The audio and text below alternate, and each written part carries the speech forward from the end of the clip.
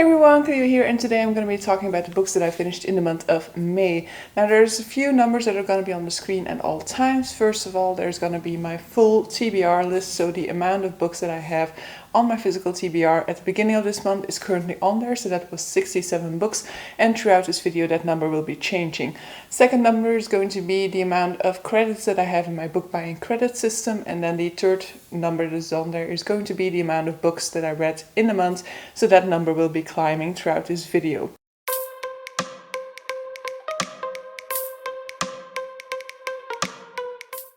Now, I did also film a mid-month check-in, so I did already talk in depth about the books that I had already finished at the midway point of the month. So when it comes to those books, I'll quickly be mentioning them here, but I already talked about them in depth within that video, so I'll also be directing you guys to that video at this point. So, the books that I had already finished at that point in time is Tokyo Ueno Station by Yu Miri. This is a newly purchased book, so I got 2 credits for finishing this one, and it is one less book on my physical TBR. Lonely Castle in the Mirror by Mizuki Tsujimura. This is a newly purchased book, so in that sense it gives me 2 credits. However, I also had to purchase it this month, so I lost 6 credits for that. So in total, balancing it down to 4 credits spent on this book, and also of course 0 impact on my TBR because I purchased and read it in the same month. Final book that I had finished already at that point in time is Clara and the Sun by Kazuo Ishiguro. This is also a recent purchase, so I get 2 credits for having finished it and another book off of my physical TBR. Now, at the point in time in which I filmed that video, I actually forgot a book. So there is a book that I also already finished at that point in time that I didn't talk about, and that is Disfigured by Amanda LeDuc. So this is a non-fiction book, and I listened to it on audio, so I don't physically own it, which is also why I forgot to mention it. So it has no impact on my physical TBR. It does not earn me any credits for having finished it, but it is definitely one that is worth mentioning because I absolutely loved it, and I do think that I want to buy it physically and at some point reread it in order for me to annotate it. So this is a non-fiction book that is all about disability representation within fairy tales specifically. So it talks a lot about how fairy tale structures always center around solving a problem, and the problems that are represented in fairy tales often have a link with disability. And even though in that sense there is a lot of room for disability within fairy tales, there is no case of a disabled character within a fairy tale finding their happily ever after without that involving curing the disability, removing the disability altogether. The sort of trope of the magical cure is very much something that harkens back to fairy tales, and this book very much dives into the impact that the representation of disability within fairy tales has on disabled readers, for example. And aside from that, the author also intermingles the study or the critical exploration of disability in fairy tales with her lived experiences as a disabled person. I thought it was super interesting, and as I said, something that I want to reread when I'm able to annotate it as I go along, in order to, for example, be able to reference to it at a later stage in time. Moving on to the second half of the month, the first book that I finished at that point in time is The Hero of Ages by Sanderson. This was a reread for me, and this concluded my reread for Mistborn Era 1. I had forgotten quite a lot about this one, but obviously I'm not going to dive into a whole lot here in this video since this is the third book in this series. If you are somebody who has read this book already and you want my full thoughts on it, I will link my reading vlog for The Hero of Ages up above. This is a spoiler-filled reading vlog that I did for The Hero of Ages, and so in that one you can see me finding out again about certain things and my full thoughts on that. But all in all, I would say that Hero of Ages is probably my least favorite book in Mistborn Era 1. I think I was less compelled through Hero of Ages as I had been through definitely Final Empire, but also through The Well of Ascension. For me personally, The Hero of Ages lacked some sort of forward momentum that I felt there was with the previous books. With the previous books, I always felt like I was moving towards something, and maybe it is because I did remember some elements to the ending. I did remember sort of like the main mystery element, I guess, to this book. Maybe that was part of the reason why I wasn't as compelled through it, but I still very much enjoyed this reread. Still very much think that it rounds off things in a great way. However, when it comes to disability, I do also have my qualms with this one. And that is actually one of the things that I had kind of forgotten about Mistborn. I thought Mistborn was probably like the one series by Brandon Sanderson in which I don't have a problem with some of the ways in which he handles physical disability. But there is an instance in here that I would have loved if he would have tackled it differently than the way he chose to do it. But so, all in all, very compelling read. Mistborn Era 1 will remain one of my favorite fantasy series of all times. And when it comes to Brandon Sanderson, I think this is one of the best entries into his work. So if you haven't read any Brandon Sanderson yet and you don't know where to start, for me, Mistborn Era 1 seems like the best way to start, because you get a nice mix between sort of like high stakes and then these sort of like masterfully crafted, masterfully plotted storylines that Brandon Sanderson always is known for,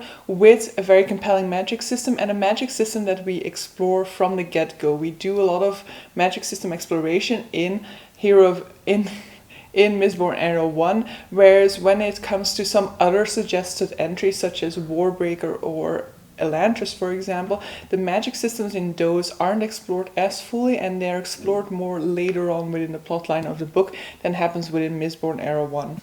When it comes to the Hero of Ages, this is a reread, so in that sense it earns me no credits, and it is also not a reduction of my TBR because I had already read it previously. The same goes for the next book, which is Assassin's Apprentice by Robin Hobb. First of all, I don't even own it physically, it is coming from the library. But so Assassin's Apprentice was a reread for me. I read it for the first time some 2.5 years ago or something like that, and so I have decided that I wanted to reread it and finally continue on, because I never continued on past Assassin's Apprentice, and so want to be changing that this time around. So in Assassin's Apprentice we are following Fitz, who is this bastard son of royalty. As a bastard son of royalty, he has a sort of like perfect situation to become an assassin, because his royal blood will gain him entry to, for example, certain events or certain places where a regular assassin might not as easily gain access to, whereas his bastard status will make sure that people don't pay as much attention to him neither.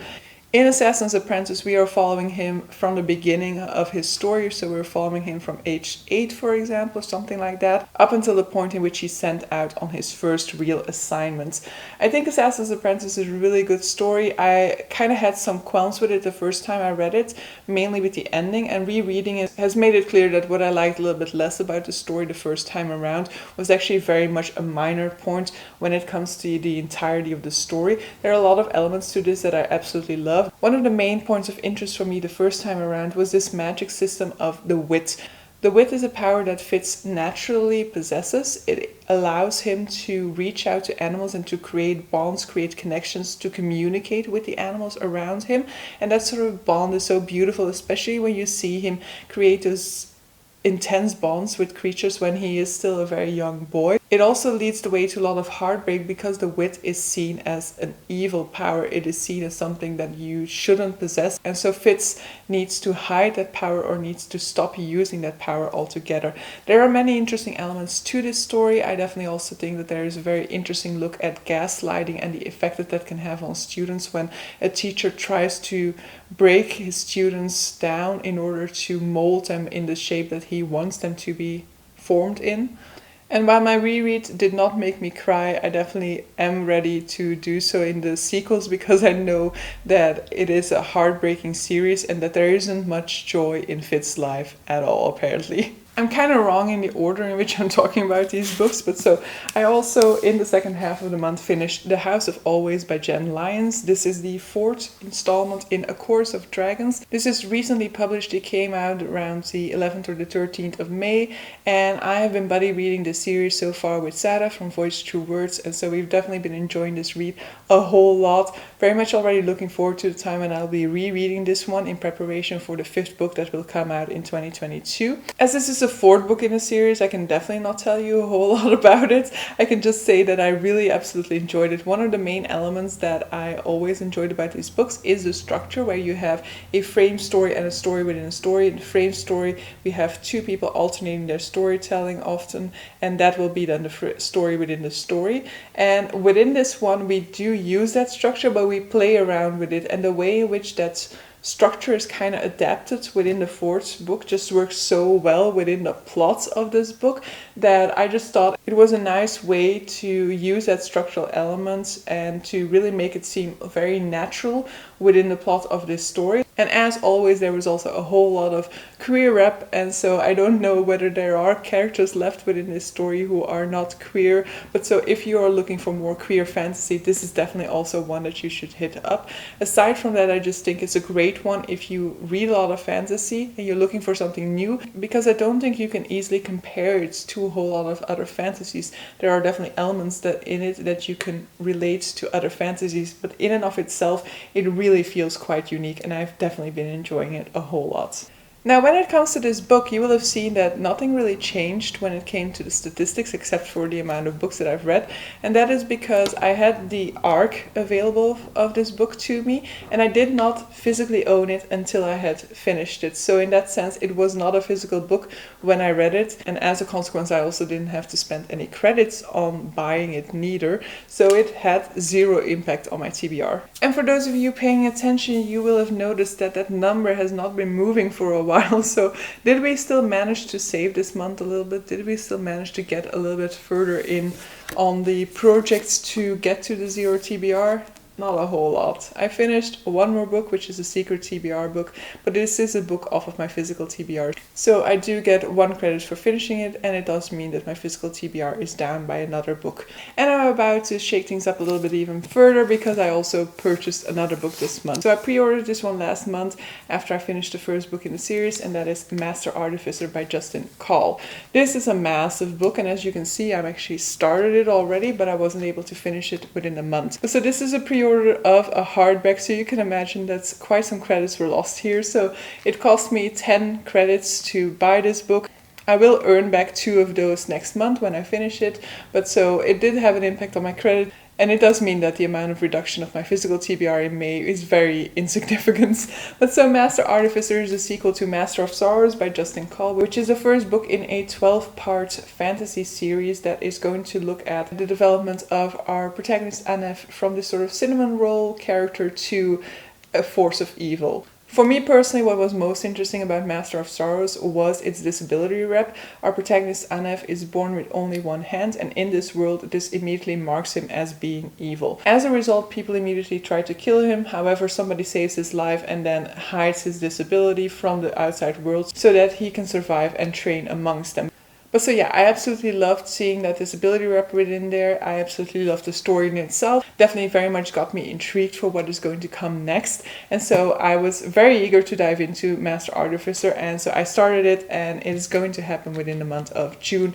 Just wasn't able to fit it into May anymore. I mean, I started it like 2 days before the month ended, so there was no way I was going to be able to finish this massive book in time.